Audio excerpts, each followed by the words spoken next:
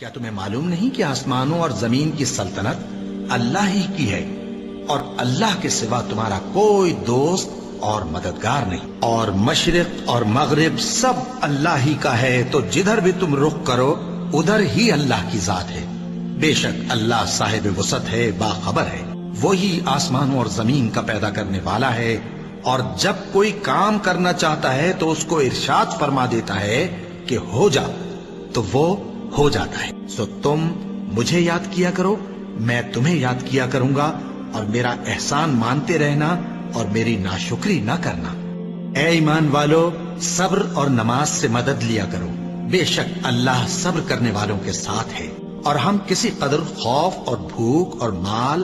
اور جانوں اور میووں کے نقصان سے تمہاری آزمائش کریں گے، اور صبر کرنے والوں کو بشارت سنا دو کہ ان لوگوں پر جب کوئی مصیبت واقع ہوتی ہے تو کہتے ہیں کہ ہم اللہ ہی کا مال ہیں اور اسی کی طرف لوٹ کر جانے والے ہیں۔ اور اے پیغمبر، جب تم سے میرے بندے میرے بارے میں دریافت کریں تو انہیں معلوم ہو کہ میں تو تمہارے پاس ہی ہوں۔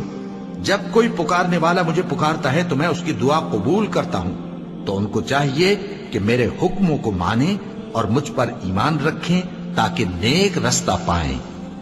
اس وقت تم میں سے دو جماعتوں نے جی چھوڑ دینا چاہا، مگر اللہ ان کا مددگار تھا، اور مومنوں کو تو اللہ ہی پر بھروسہ کرنا چاہیے۔ اور اس مدد کو تو اللہ نے تمہارے لیے ذریعہ بشارت بنایا، یعنی اس لیے کہ تمہارے دلوں کو اس سے اطمینان حاصل ہو، ورنہ مدد تو اللہ ہی کی طرف سے ہوتی ہے جو غالب ہے، حکمت والا ہے۔ اور بددل نہ ہونا اور نہ غم کرنا، اگر تم سچے مومن ہو تو تم ہی غالب رہو گے۔ یہ تمہارے مددگار نہیں ہے بلکہ اللہ تمہارا مددگار ہے، اور وہ سب سے بہتر مددگار ہے۔ وہ وقت بھی یاد کرنے کے لائق ہے جب تم لوگ دور بھاگے جاتے تھے اور کسی کو پیچھے پھر کر نہیں دیکھتے تھے، اور رسول اللہ صلی اللہ علیہ وآلہ وسلم تم کو تمہارے پیچھے کھڑے بلا رہے تھے، تو اللہ نے تم کو غم پر غم پہنچایا تاکہ جو چیز تمہارے ہاتھ سے جاتی رہی یا جو مصیبت تم پر واقع ہوئی ہے اس سے تم غمگین نہ ہو، اور اللہ تمہارے سب اعمال سے خبردار ہے۔